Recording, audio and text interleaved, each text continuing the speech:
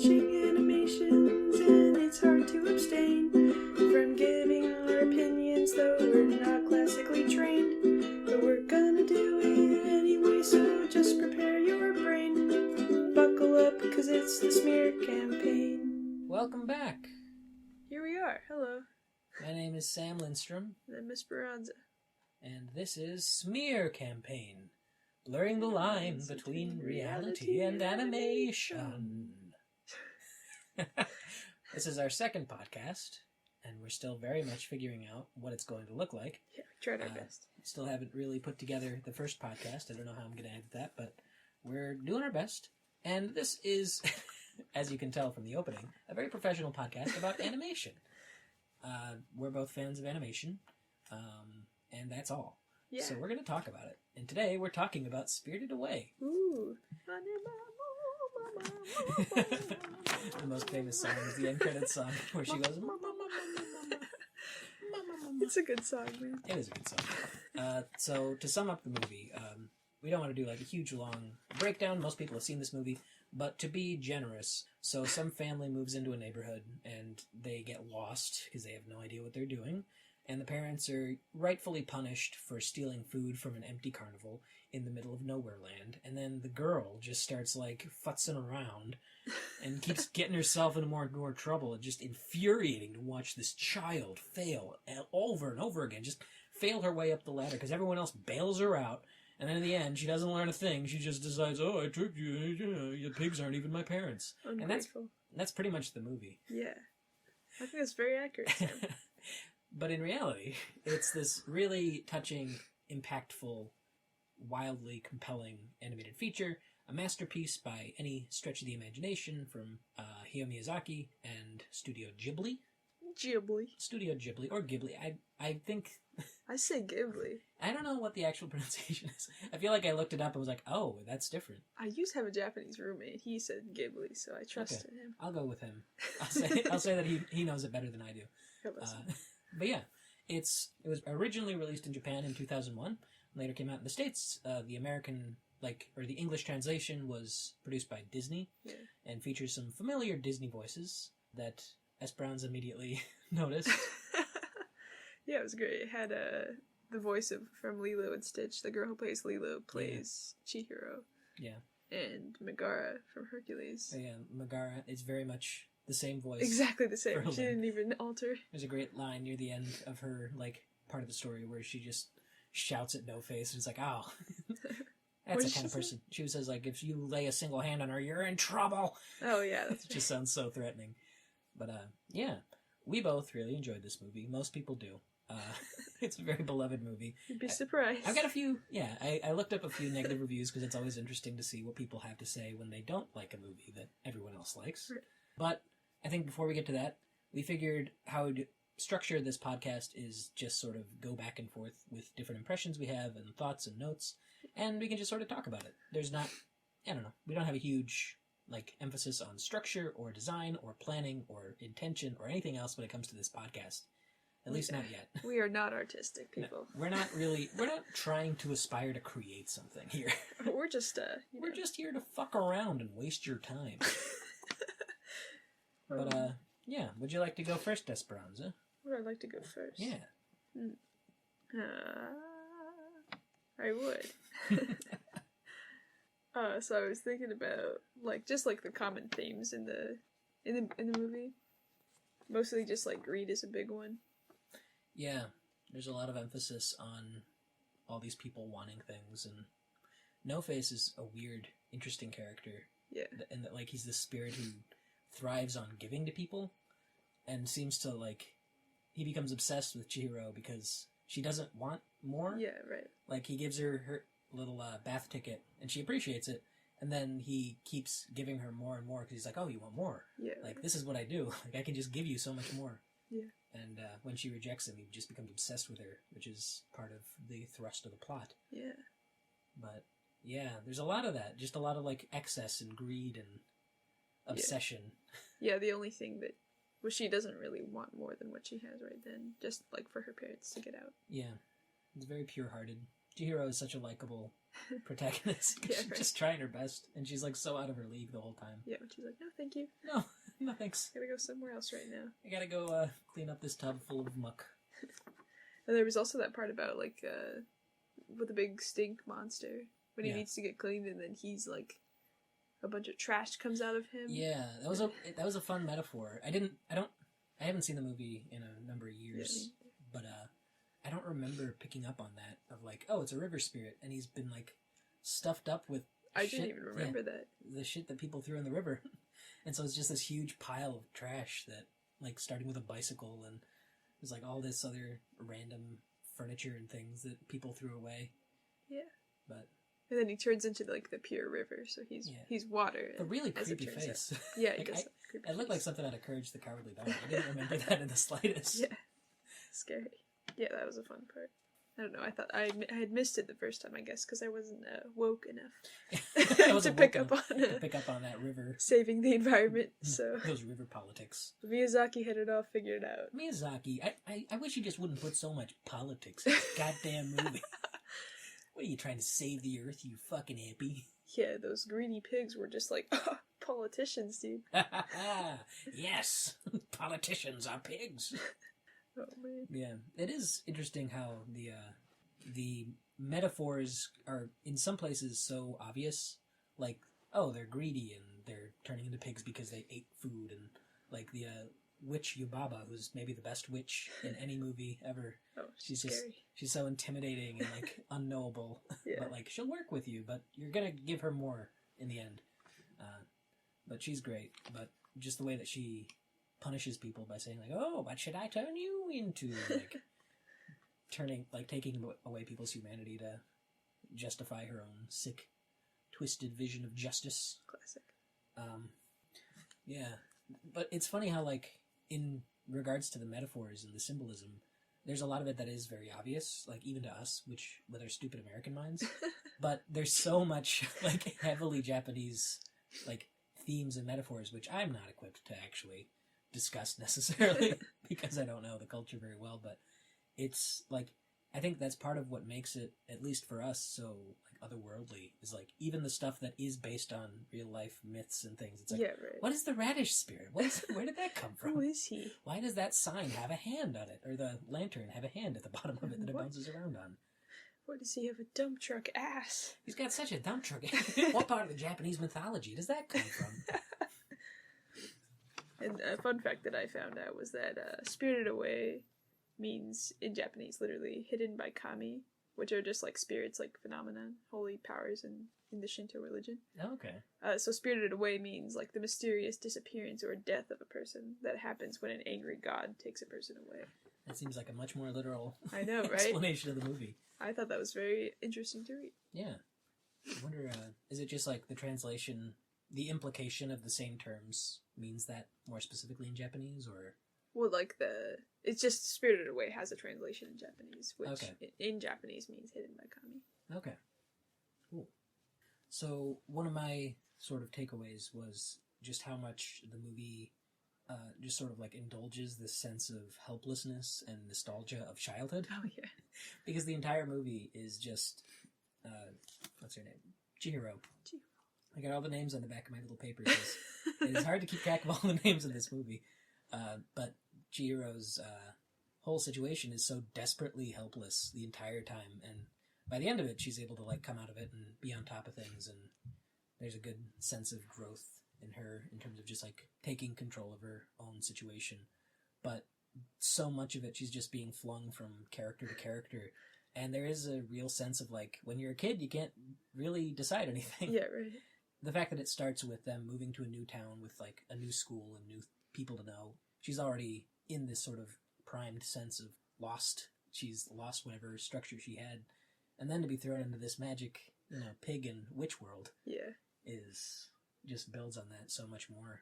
I loved all the little moments of her just trying to do simple tasks and failing every single time. There's so many instances where they show her failing to do something because obviously she's never done this before. How would she know how to do it? Yeah, right. Like just when they're tying a rope around the prick. The bicycle handle? Yeah, around the bicycle handle.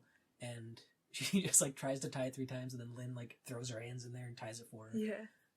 there's just something really sort of like this wordless meaningfulness about that, choosing to make the movie like that. And you mentioned while we were watching it that it's based around a specific like 10-year-old girl that you knew, right? So Miyazaki went to go visit a friend or something for a vacation, and he and his friend had like a couple daughters that were around that age, like 10, 11.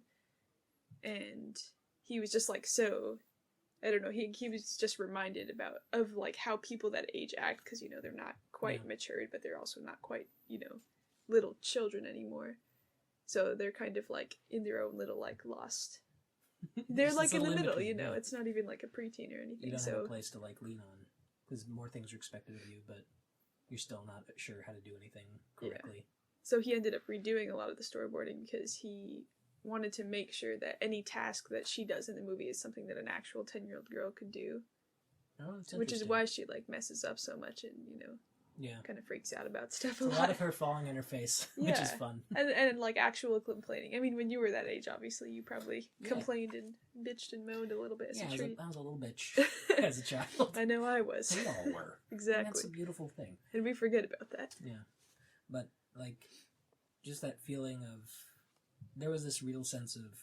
For being in a situation that I will never be in, of being lost in a little yokai world... there's something very nostalgic about a lot of the individual little actions that she takes.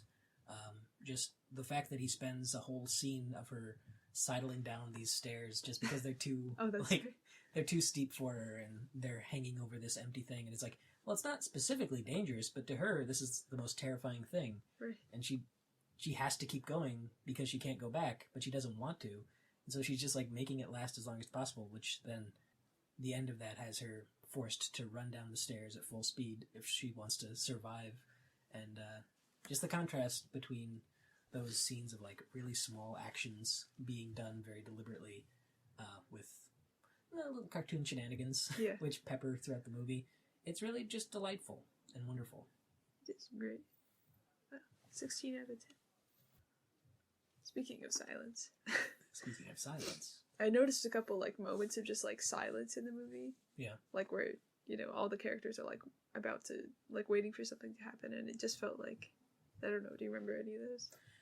Yeah, there's just, in general, there's just a lot of anticipation, a lot of like quiet scenes where people are just doing things. When she meets the boiler man, Kamaji, for the first time, and she's just like watching him work, and she doesn't know how to say anything. And we just get to see this process, and I think that's one of the magical things about animation is you can just show something that's very mundane, even in a fantastical setting. It's like a very mundane action. Yeah. But just the fact that you're seeing all the pieces working in this fictional, like reimagining of the world is just so kind of. It's one of the things that's more compelling, I think, because you know how much time it took to recreate it rather than just showing it. But yeah, I think that's one of my favorite little like sequences is just when she's down in the boiler room and just watching these little spider things run around. Yeah, little dust balls. And she's not able to say or do anything. And yeah, I'm trying to think of some other moments of silence. The train is definitely. Oh yeah, when they're all sitting on the train. Yeah, that's like so intense. It's crazy. Like I can't imagine a studio saying, "Oh yeah, you got to have a scene where they're on a train and they're seeing the ghosts of people walking into stations that go nowhere." It's such a weird, wonderful vision to have. Yeah, it's scary. Why do you think they chose to do that? Like, put the ghosts on the train?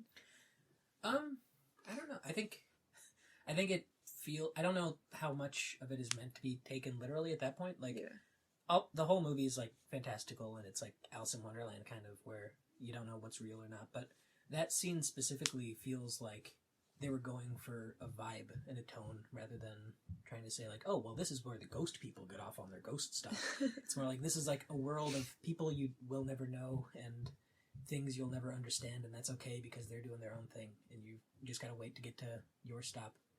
Yeah, interesting. Yeah, and it's just so like, I don't know. I feel like as a kid, if I watch, because I watched this as a kid. What was your first experience with Miyazaki? I think I watched Totoro when I was like maybe 14 or something. You just like have that movie, like did you buy it or rent it or something, or did it just come on? Yeah, I think it was on some sort of streaming service or something. I remember when I was a kid, there was a month in October, I think, where Cartoon Network just aired all the Ghibli movies. That's cool. Just like every night. Every night was a different one. And it was like, I didn't watch all of them at the time, but I remember seeing them and be like, what? Yeah, dude, How does this exist? This is so different from anything I've seen. And like, I'd only seen a handful of like anime stuff back in the day, but I didn't watch a lot of it growing up. But even compared to that, this was like so foreign and so wild. And Spirited Away was definitely the one I remembered the most from watching them back then. But look at you now, dude. Just a classic weeb. Just a classic. Yeah, I kind of watch some of that stuff every once in a while. But I think there's like what I was mentioning was like as a kid, I don't think I would have really appreciated just how many slow scenes there are, like that with the train and with all these different like shots, just watching the process of something happen. Yeah, I was a little bored. I thought it was like too long, probably. Yeah, and it's a long movie. It's 2 hours, and it wouldn't have been 2 hours if this was like made with more of a cinematic aesthetic, where it's like we got to get from action scene to action scene. Like all these things have to have a very specific purpose, but it's like a big part of it is just watching things happen. Like when she gets to Yubaba's sister Zeniba, her house, the whole thing is just they sit around and they weave a little hair tie for her. Oh yeah, and that's all that happens. Quilts and stuff. Yeah, they're just knitting, and it's like there's no exciting moments happening. It's just like it's very calm though. It's so calming. It's a wonderful feeling that they're able to channel. Yeah, and I mean, it worked, right? Yeah. This was like the highest grossing film in Japan of all time. This was a huge success. Beating only Titanic. Yeah, so. I guess Titanic had the most like global sales, but in Japan, it was beaten by Spirited Away just because... How can you not love this movie? Yeah, exactly. Now, there's a few people, we'll get to that in a little bit. We got some negative reviews just for the fun of it. How can you not? Some people don't like the movie, and that's interesting. But I feel like I've already mentioned that. I feel like they did it on purpose because they wanted to be interesting, and they couldn't think of anything unique to say about how good it was. I mean, maybe yes or no. There's definitely a few people who posted like, "Oh, this isn't like my Kill la Kill," and then posted like gave it half a star, and it's like that's a very funny meme. How very silly of you. Oh boy. But yeah, it's kind of hard to imagine not liking this movie because it's so beautiful and so wonderful. Yeah, it really is. Another point I had, just little physical things. We've already kind of talked about it. Like, obviously the animation's incredible. Oh, yeah. It's so, and Miyazaki, like, storyboarded the whole thing, you said? Like, well, he storyboarded the whole thing, and then he actually drew, like, over 1,000 frames. Like, he did so many frames for this movie, which is crazy. But, I mean, he was so passionate about this work when he started it. It's no wonder he's a terrible father. He never has time for his family. Oh, man. He described every movement that was in the movie. He described to the team of animators how he wanted it done. Like, if something was like hitting a wall, he would say like make it hit the wall like a dog and fall off like a snake or something. Like he would describe like what animal he wanted them to copy the movement of. Yeah. Like for example, when No Face is eating, he wanted them to copy like the way a dog eats, like the way it moves its mouth. Oh yeah, you can tell. Yeah, like it's very. He had a very clear vision, I guess. Yeah, he like knew exactly what he wanted, which is amazing, and kind of gave them everything they needed, and then extra.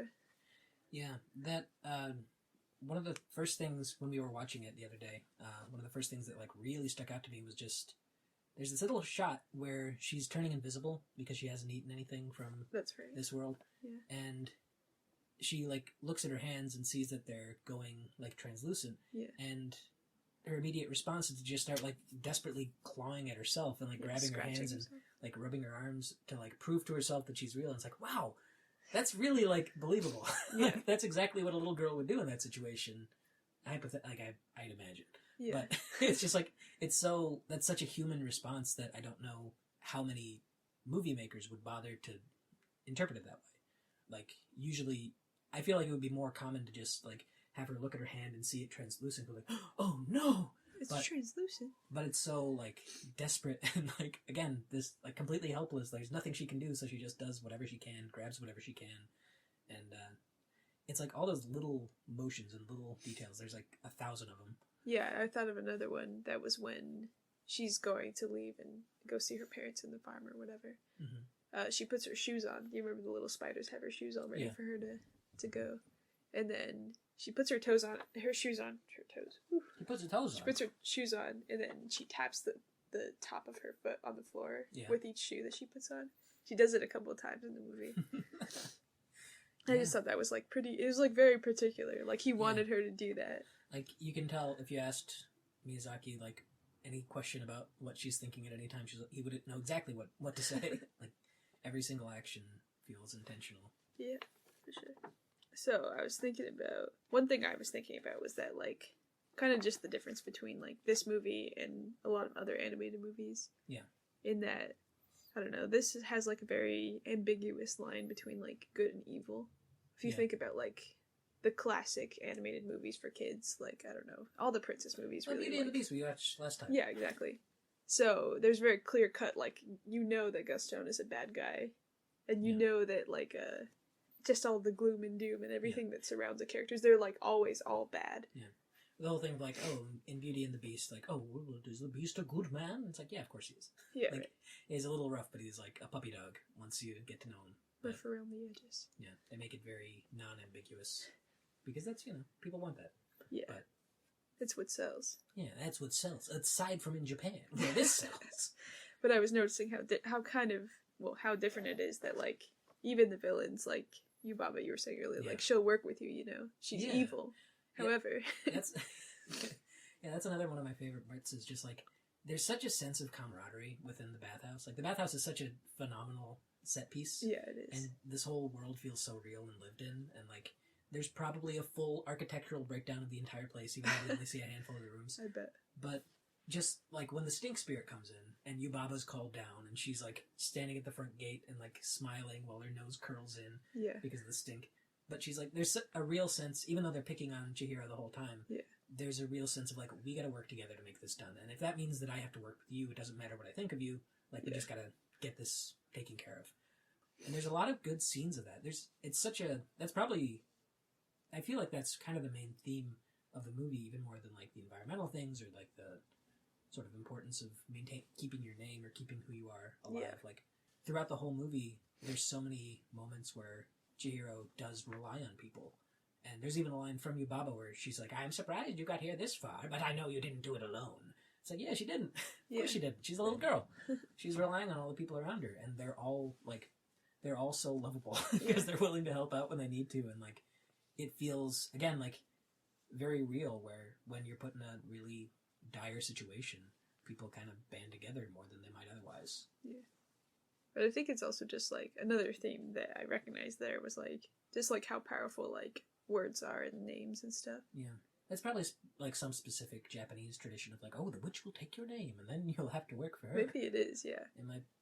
And that's the thing, too, is, like, some of these have to be specific myths, but how many of them are? Yeah, and how many of them are just, like, fantastical things he came up with, or the whole team? I don't know how much, in terms of, like, this is clearly his project, but it is worth recognizing that, like, there are probably other people who made of course. creative contributions within the team that don't have the same name recognition, but just as a collective, the vision they had. Yeah, since all the credits were in Japanese, we'll never know. Yeah, we'll never know. There's no way to find out. Lost to the annals of history. I don't want to do the research.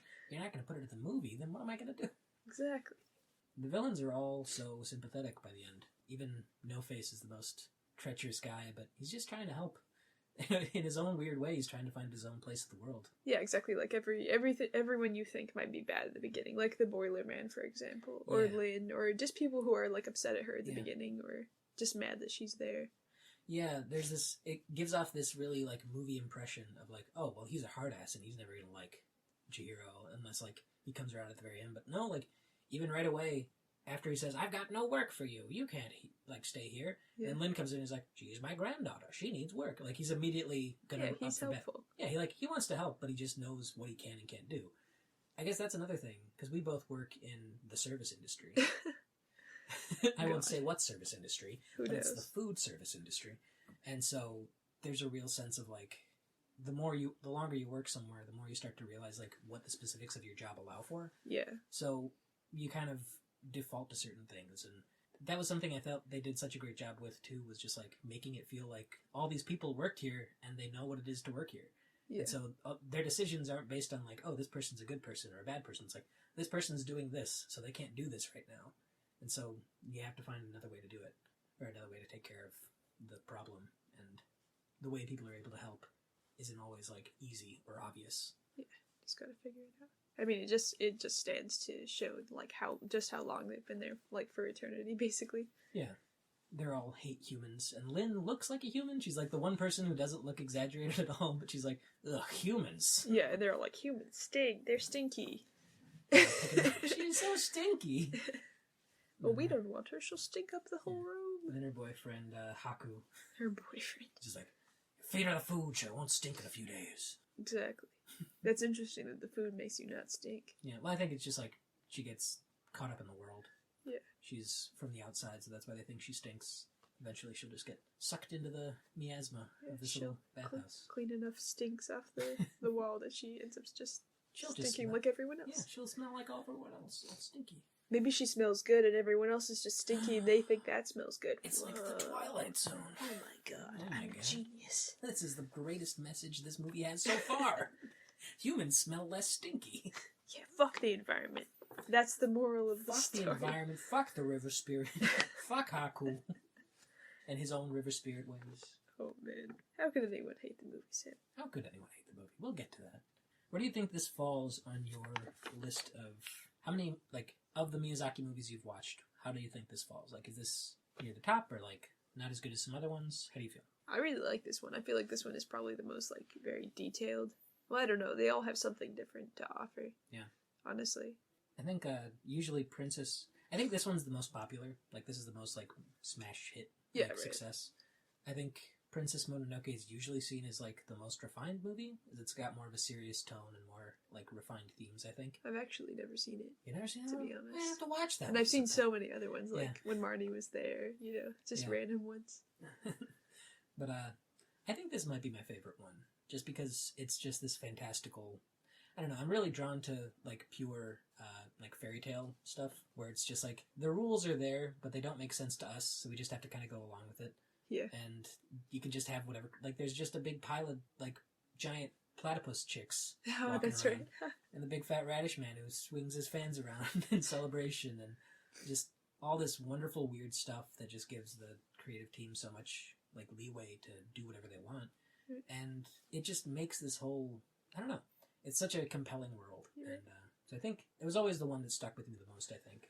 I don't know if it's, I think his favorite is also Princess Mononoke. I think he mentioned that in an interview. Oh, really? Yeah. Wow. Which, I don't know, it makes sense. That's like a more, it feels like this is my statement to the world kind of movie. Interesting. Whereas this one feels more like, this is like a story I want to tell, or this is an idea I want to play around with. I'm all about the more simple ones, I guess. I really like Ponyo and I like Totoro and stuff. Totoro is great. I watched half of Ponyo. I haven't seen the whole thing. Oh, it's so I'll cute. have to get to that too. I enjoy the ones that are like, there's not a lot of dialogue at all. Yeah. And it's just like soothing scenes. Yeah, that reminds me, like, the last chunk of the movie where she's on the train and it's like all these really sad, like, somber scenes, they also have a little gerbil just flying around behind her doing little shenanigans. And it's so, I love that in movies too, where they're in, like, they have this very self-serious kind of tone to them, but they're still willing to be silly. Yeah. They're willing to let, like, little comedy characters shine through in a way that's not distracting. It's not like annoying, like, Disney sidekicks or something. I was gonna say, just like Gaston's sidekick in Beauty and the Beast, who, like, every scene involving him, he has to get hit in the head, like, 5 times for it to be funny. Yeah, it doesn't feel as, like, forced or, like, obligated by committee kind of thinking as some comedy relief is. It's just, like, so delightful. Like, they're spinning the thread, and it's just the little mouse running on the wheel, and it's like, there's no reason for him to be doing that. It's just cute. Yeah. And it's just, like, it is cute. It lightens the mood in an otherwise very serious scene. Yeah. And the movie's chock full of that. There's a lot of, like, little silly shots and, like... antics. Yeah, very comedic sensibilities to a lot of it, which I also always appreciate. I think we hit all the points I had. We went through all my notes, too. So, were there any other... You looked up some other fun facts about the movie. Was there any other, like, fun stuff you had? I spit some in there, like the point about it being high grossing and stuff. Yeah. Most of the fun facts were, like, about how it did in Japan versus the US and stuff. That must have been a very fun fact for the company. Wow, we made a lot of money. That's a fun fact. Oh, that's fun. Wow. Well, it's because I think his name is John Lasseter, was in charge of like scouting films that Disney might like to dub, or whatever. So he found Spirited Away. He found it. I mean, it was already grossing like 200 million in Japan. Yeah. So it wasn't hard to find, but he found it just like Christopher Columbus in America. Oh boy. Ooh. Topical. It seems like something I didn't profit of. I think John Lasseter has been shamed out of the. I don't know. There's a lot of big name characters who are no longer working or really? Like revered because they've got really shitty things they've done. I think John Lasseter might be one of them. I also don't know. All I knew about him was that once he discovered this movie, he really championed it in the US. Yeah. Like, he really had to like convince Disney to accept the dub over this movie. Yeah, and then he got all these big shot actors so that it would actually like make a lot of money in the US too. That's cool. It was definitely like, because that, I don't know, was this like the first movie that Disney like produced and like dubbed for English speaking countries? I don't think so. I think it was the first one that John Lasseter dubbed, though, because he like really believed in like the film itself. Because that became a thing where all the Miyazaki movies would be produced in the West by Disney, just because like of some deal that they had. Yeah, Disney wasn't the first like big movie company in the US to like approach Miyazaki. Yeah. Because some of them wanted to like alter. The only alteration he would allow was like putting in little dubs like, oh, this is a bathhouse, just so Americans could understand. They've got like the big sign with the Japanese letters, and it's like, well, what does that mean? Yeah, right. It's a bathhouse. Oh. Yeah, she says, oh, it's a bathhouse, because Americans don't know what bathhouses look like, and they can't read the signs. So you just gotta go with it. Yeah, so that's what John Lasseter dubbed in. Yeah, I think that was that's in one of the other movies. I just remember I watched a bunch of them in a row a while back, and I remember there being just these random, like, side characters would just start shouting random things. And I think that was another thing that Disney wound up doing, which kind of soured the deal for Miyazaki, where they would just be like, we need more, like, people talking. We need more, like, noise and language. It's like, that's exactly the opposite of what you need. But, he doesn't want that. Yeah. But yeah, I mean, the whole deal that they had was that they could, like, not alter anything without his approval. Yeah. And that was what he settled for, because other companies that approached him wanted to, like, change the lettering, make everything in English or whatever. Right. He didn't want any of that. I'm glad that that worked out. It would have stunk if the movie was, like, really botched. Not even botched, but just, like, very heavily changed for the English version, because then you can't really get the, like, sincere original vision without watching with subtitles, which is fine, but it's nice that there's an English version that's at least, like, for the most part, pretty faithful. Yeah, true enough to what it's supposed to be. Yeah. Yeah. Cool. We love to see it. We love to see it happen. Now, some people don't love to see it happen. That's unfortunate for them. So this is something we did last time, where, because this movie is beloved, I looked for some negative reviews just through Rotten Tomatoes. I found a few critic reviews, whatever that means, that were negative. Most of them are, the main sentiment I get from these negative reviews is, some people just don't get it. Yeah. And it's not even like they don't understand it, they just like don't get the appeal. Right. And I think this is one of those things where if you're not willing to give yourself over to the movie, then you're not going to get it. That sounds like a shake Satan's hand sort of deal. Yeah, you gotta kind of like give in to the deal and let yourself be like overwhelmed with hellfire. Smoke a little weed. Japanese chaos. But yeah, there's one review that stood out because a lot of it is basically just saying how unlikable all the characters are. This is a review from filmsnobs.com where the title is, I don't get any of this. And the main points he makes are just like making fun of all the characters and then saying that the movie is full of ethnic stereotypes. Oh boy. Which I did not pick up on watching the movie. But he mentions the fat Polynesian, the French frogs, the slave-driving Eastern European factory boss, the evil Russian witch, the American pigs, which, are the pigs meant to be American? Is the witch Russian? I mean, it's definitely like, it looks aesthetically like it could be a kind of a Russian-inspired thing. I see. But I don't know that was the goal. It does feel like maybe the guy's looking into, I don't know. Honestly, I wouldn't know if these are specifically meant to be stereotypes or not. And if they are, then that's not surprising, because Japan loves stereotypes.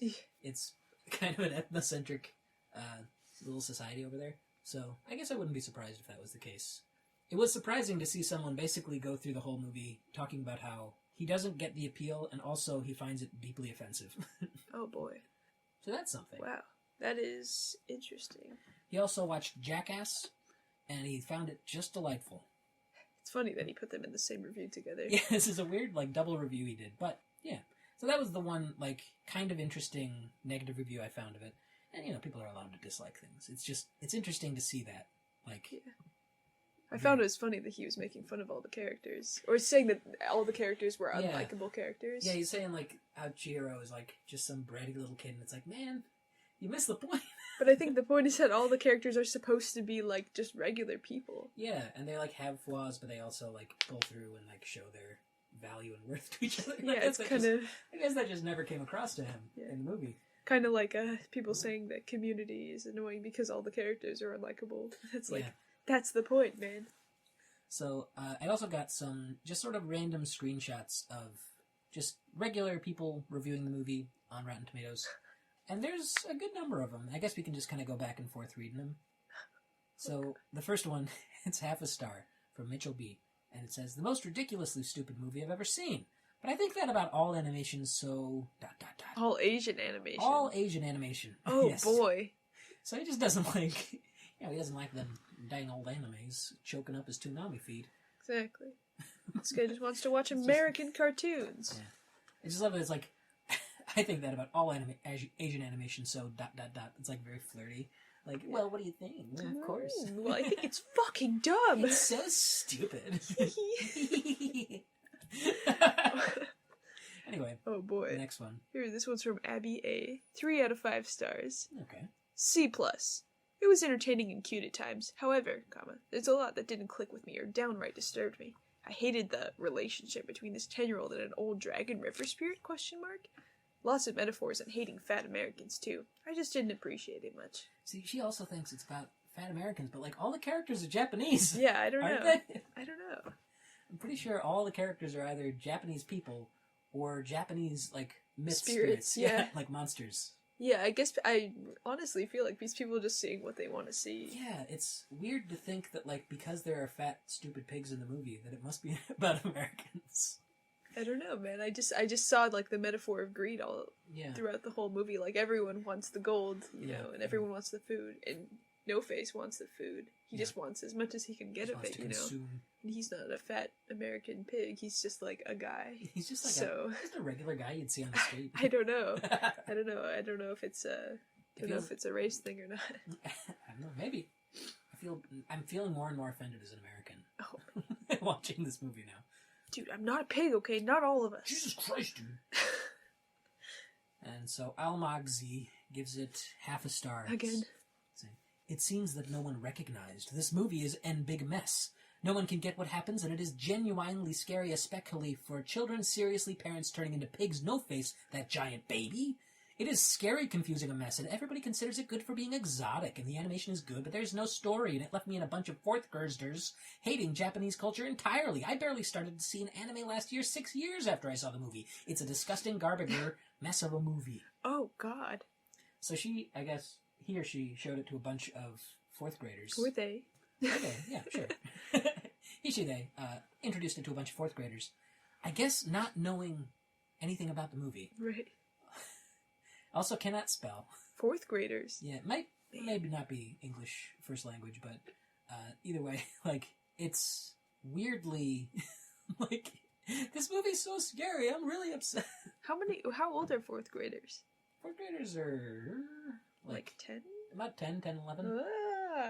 Dude, maybe they actually liked it. They're the perfect age for it. I bet they liked it. But I like that they also assume that the fourth graders now hate Japanese culture alongside her.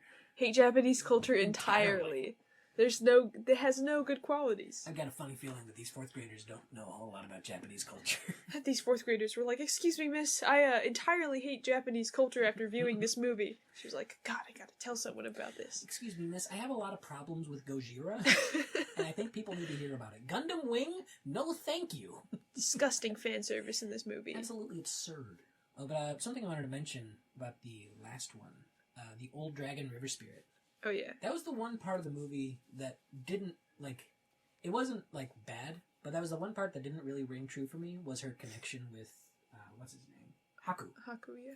Because it's introduced at the beginning that Haku's, like, helping her, but being kind of shady, and, like, the whole movie, you're like, oh, is he a good guy or a bad guy? Or, like, what is he really trying to do? And she instinctively just believes in him and thinks the best of him, and is, like, always kind of thinking about him. Yeah. And she winds up helping him, and that becomes a big kind of motivator for her. But of all the characters in the movie, including the witch, including all the bad guys, he is maybe the least sympathetic. He's the least, like, I don't know, the least easy to kind of fall in love with compared to all the other characters. Yeah, but we find out afterwards that he's, like, cursed by the witch to, like, do evil things for her. Yeah, they do, like, they give him, like, a justification, and, like, it makes sense why he does the things he does. But in terms of just, like, the language of the movie telling us, like, to love these characters, like, I felt like the fact that the final conversation she has in this spirit world is with Haku compared to, like, with Lin or with the Boiler Man or with anyone else, it just feels... Because they have this... It comes down to this backstory where she fell in the river as a kid and he saved her. And it's just sort of like, trust us, they have a really deep connection. And I don't know, that was something that always felt like a little, and I think it's just like, I don't get exactly what it was trying to go for with that relationship. Because I felt like that was supposed to be the most important relationship in the movie, but it was less organically developed within, I guess. Yeah, because they don't really talk much. Yeah, he's always kind of distant and always kind of out of the picture, and the only reason she trusts him is because she has this sort of locked away memory of him being a good guy in the past. Let me say something once again about parents, Sam. Yeah, tell me. I feel like I bring it up every time, but it's kind of like that. Like, you know, when you're a kid, let's say you have like an abusive father or something. Sure. Like, you know, you guys have this connection because he's your dad, and you don't really know how to feel about him when he does like bad things to you, but you still have like some sort of connection. Yeah. And so you just trust him inherently when you're a young child, you know. And then as you grow up, you realize just like how odd that was, or just how would different. You compare that to the Haku thing, or kind of? I mean, I was just like, she just trusts him because something's telling her there is a connection there. It's sort of an irrational sense of like being bound to this person. Yeah, because whenever someone says anything about him being bad, she immediately she's like, back but he can, like, I believe that he can do this. Yeah. She's always asking like, but he's a good guy, right? Yeah. And everyone's like, I don't know. Yeah, right. And then at the end, when she finds out that like he was cursed into being a bad guy, that's what like absolves him from like the blame of being an asshole, basically. Yeah.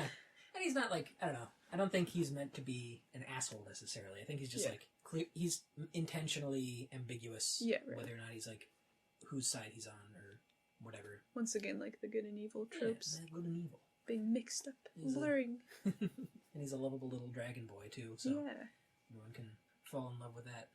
Yeah.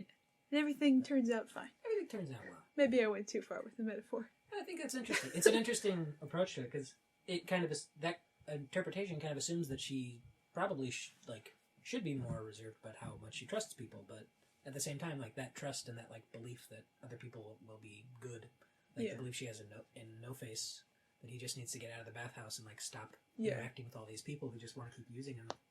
Will make him better. Yeah, will like make him at least someone she can like sit next to on the train and not be afraid of. Yeah, that people will like. Yeah, that's interesting. This is a good one from Annabelle C.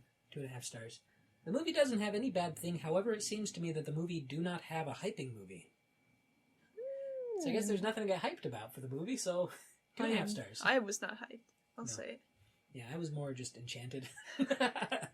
But not hyped, which is what I'm looking for in these pictures. Like, I want to feel like I'm in a rave. Yeah. Can't every movie just make me feel like I'm in a rave? Just do cocaine first. All right. 1 star from Brian Z. Excruciatingly boring. Entirely nonsensical plot and characterizations. Nice artwork. Otherwise, a total waste of time. Really. And that's a Brian Z guarantee. I love how all the reviews we've read so far from either 2017 or 2018, like 16 years after it was made. Well, I was just looking down like the list of reviews, and I guess people just keep reviewing old movies. Yeah, it's interesting though. Things. It's interesting to like come into a movie that has this beloved like following years later, and just be like, this is a waste. Like nobody even realizes this is like a mess.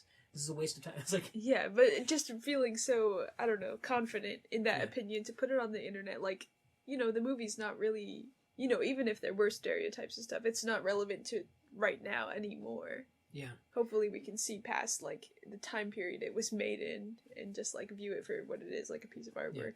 Yeah. It's funny, like, the mindset that goes into saying, like, everyone else is wrong. Yeah. It's not even like, I didn't like this at all. It's, this movie is objectively the worst. Yeah. But... Or entirely nonsensical. I mean, entirely? Big Nothing question makes mark? sense. What the hell are they driving at the beginning of the movie? Is that What is that? Is that a vehicle? I can't understand a thing of this. What is that disgusting animal? They're all making noise and everything. Oh, man. This one is no name, which is fun. Ooh. 1/2 star. This was the most confusing and nonsensical movie I have ever seen. Literally no rhyme or reason for its existence. It's a random mishmash of inexplicable events that don't have any discernible correlation or any semblance of a continuous story. Had it been revealed as a dream state, or even a bad mushroom trip, I would have been less confused. I don't know what the hell I just watched. The animation was beautiful, though. That's the only redeeming quality of this otherwise strange and illogical waste of time. The entire review, the entire paragraph is just him saying, I don't get it! That was pretty much the same as the last review, just longer. Yeah, just using more synonyms. Also using the word nonsensical again. Inexplicable.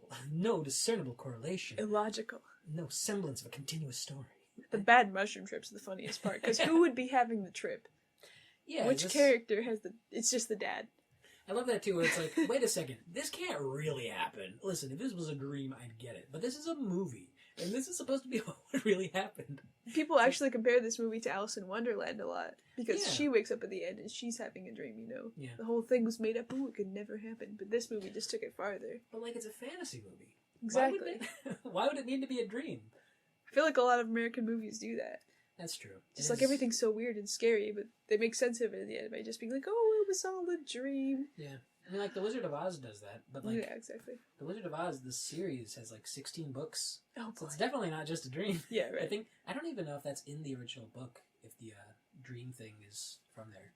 Or, I don't know, maybe it was just the movie, I'm not exactly sure. It's interesting how people have this sense of, like, wait a second, this doesn't make any sense. How can this be real? It's like, it's not. It's a movie. But yeah, you'll find that same, like, trope, I guess, probably in, like, a lot of other movies. Yeah. That were inspired by The Wizard of Oz, too. Yeah. Like, I don't know, I feel like every TV show does, like, a Wizard of Oz-esque episode. Yeah, that's just, like, it's so ingrained in culture. Yeah, right. That it's, like, the archetype to do. Yeah. So I feel like in America it might be a little more, like... Yeah. It might just be that there's, like, just...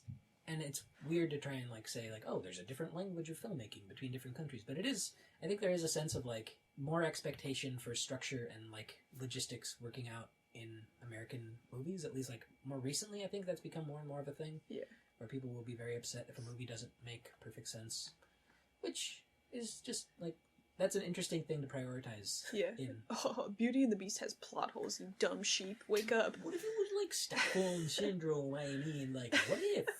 What if? Oh, man. Yeah. So Toa O says, 2 stars. I really didn't like Spirited Away as an adult or a kid. It feels messy, and as a kid, just kind of weirded me out. There's no real growth or progression, but it feels like a 6-year-old playing with a dollhouse with a "and then this happened" plot. The use of magic felt inconsistent, the parents were punished but never had to learn anything because they were turned to pigs arbitrarily to advance the plot, and the climax of the movie of the girl looking through the pigs to see if her parents were in the group was just a gut feeling, not choice that she made out of the knowledge that she obtained from the rest of the film, as would have happened in a decent movie. Oof. If Spirited Away was released now with computer graphics, it would be mocked and dismissed as trash because the only 2 decent characters in the film were the hungry garbage ghost and the dragon kid. The whole thing needed a rewrite and should have had much more of a Willy Wonka vibe, in my opinion, with the child learning from the mistakes of the adults in her life or something. In Willy Wonka, doesn't the kid learn from the mistakes of other kids? Yeah, I think Charlie, like, Willy Wonka, Charlie's just like a good kid, and all the other kids who get punished Are bad kids. Yeah. So I guess she's upset that, like, Chihiro wasn't properly punished, despite the fact that she's suffering through the whole movie, and, like, comes out a stronger, more, like, confident and self-assured person. But there's no growth or progression, Sam. There's no growth at all. Not even a little bit. There's, like, a very clear, like, visual metaphor between her stumbling down the stairs and her running across this pipe to save Haku. Yeah. It's like, I don't know, I guess, yeah, you know, the language is maybe obscured, whatever. That's another fun thing about these negative reviews is just like, it should have been more like this other movie that I like. Yeah, but if it was like that other movie, then it wouldn't be this It would be a movie. different movie. Yeah. But anyway. If Spirited Away was released now, it would be mocked and dismissed as trash. You know what? Yeah. Yeah. There's no good CG movies, ever. None of them even look good, except for the ones that do. Exactly. Oh, Joanne. Ooh. 2 out of 5 stars. I didn't find the story very engaging or compelling. Right off the bat, the main character, Chihiro, gets introduced as a vexing kid, and little background information is given to make her seem likable. There was no reason to get emotionally invested in the character, and I frankly didn't care if she found her parents after being separated from them. Ooh. I was so, desperately empathetic to the character the whole time. At some point, even Chihiro stops caring and abandons the search for a substantial amount of time in order to help a stranger. This made the film seem unbearably long. The only reason why I don't feel like the movie was a complete waste of my time is because it was very popular, and it's good to have an opinion on popular movies. Oh, wow. It's good to have an opinion on popular movies. I think that speaks to what a lot of people are doing watching Spirited Away 20 years later when they have no interest in it Trying to just find out what their opinion is. Everyone's got to have an opinion on everything. And everyone's got to have, the right opinion. So if you like the movie but it's flawed, then you're an asshole. I guess I can assume it's one of the classics then. Yeah. Jose gives it 3.5 stars. Says, it is a surreal plot. It makes sense just as far as what it takes for not loosing the storytelling, which actually is not much. Everything else simply does not make any sense. Wait a minute. What? Talk about a surreal plot. It makes sense just as far as what it takes for not losing the storytelling. So it barely makes sense. It makes sense only so it can fulfill the plot? Yeah. I guess that it is a surreal plot at the beginning was a sign that this is a problem. I see. It makes sense in that the storytelling is a thing, but the rest of it is nonsensical. The story makes sense, but the rest is trash. Yeah. I got one more. And this one is from Anonymous. 2.5 stars. I know tons of people are going to hate me for giving this so-called beloved movie a bad score, but I have hot reasoning. Hot reasoning. So far, out of all the anime movies I've watched, I've been the most triggered at. This movie has a great story, but one little aka major thing that changes my mood and feeling through this entire movie. The parents made the dumb jass mistake of eating food where there was no one there serving or cooking, and they turned themselves into pigs. The little girl knew something was up, but the idiotic parents were like, nope, and they kept eating. So the actual movie begins by the little girl having to save the parents and work super hard for the mistakes of what their parents did. So throughout this entire movie, I just felt bad for her because her parents put her through that. And guess what? At the end of the movie, spoilers, the parents got all garbage with her saying, hurry up, and she should have been like, excuse me, I just saved you, but nope. The parents knew nothing about turning into pigs, and no big celebration or reuniting in a cheerful manner between the kid and the parents. None of that. And I know what you're thinking. This isn't a Disney movie, but technically on the US version it is, dumb jazz. Anyway, this movie was good, but the one key factor ruined it for me. Plus, the little girl screams too much and is super annoying. Classic. Yeah. You know what? Actually, this changed my mind about the movie. It's true. The parents never, go through hell by being turned into pigs for most of the movie. Right. But the thing is, they don't remember at the end, right? They don't learn a lesson. Only she learns a lesson, and that's a problem for a coming-of-age story about a child having to deal with an alien situation. Because the whole point is the parents are already who they are. Yeah. That's a fun thing, too, is wait a second, but it's not fair. The parents should have been punished. They need to learn a lesson. They need to get better, but they're, saying, hey, come on, hurry up, child, but, nope. And I guess she knows that if she tries to tell them, they wouldn't believe her anyway. Yeah. Well, at first it seems like she's also forgotten, because she's holding her mom in the same way she was at the beginning, where she's just, completely scared of everything. Yeah. And then when she sees that the car's, grown over, she looks back and then says, when her parents are like, I know it's going to be a lot, moving into a new place and meeting all these new people, she's like, I think I can handle it. Yeah. It's that's a great little note for it to end on, but it kind of would be ruined if the parents were wow, we learned a lot being pigs just now. We really shouldn't be taking food from strangers, I guess. Haha, wow, well, the moral of the story is you shouldn't be taking food from people in a carnival stall. And there's no way a movie can just have characters not learn the lesson that they should have learned. It's a lot like real life there, Samuel. Yeah. It's just funny the way that people will justify not liking a movie. And I guess, I'm not saying that it's not illegitimate to dislike the movie for this or that reason. It's just funny what it is that people get hung up on that kind of ruins the experience for them. And for some people, it's oh, I don't get it. And for other people, it's wait a second, but this isn't what I want to happen. It should have gone like this. Hard reasoning. It should have been more like Willy Wonka. Hot reasoning. The dad bod was just too thick. That bod was just too thick. Disgusting. And the mom not so thick, but still pretty thick. It's like I was on. What did you call it? It was the Chunk Watch or something? Chunk Watch. We're on Chunk Watch 2020. Keeping an eye out for the chunks and the nunks. What do you think, Sam? Is he chunk or nunk? He is chunk. Oh my god. Congratulations. Here's your chunk award. Good stuff. There's a lot of good chunky characters in the movie. What is his name? The big, The radish. boy? Yeah, the radish has maybe the most chunk. My god. But no face, he gets a bit of chunk, but he loses the chunk by the end. That's going to cost him a few points. He's not going to get as many points out of the Russian judge for this one. Give him a 2.5 out of 10. 2.5. Oh my god. If only he kept that chunk around. If only he didn't spit up those people he ate. That's the real problem with the movie. Why didn't Spirit Away? Why didn't No Face stay chunk? It's the best part of the movie. That's the only valuable part of the movie, and they got rid of it. Those imbeciles in Japan. I guess that basically sums up our thoughts on the movie. Yeah. We're still more or less figuring out what we want to do with this, where we're going to post it. I haven't even really thought about that. Yeah. But, yeah, this has been Smear Campaign. And, bye. Bye.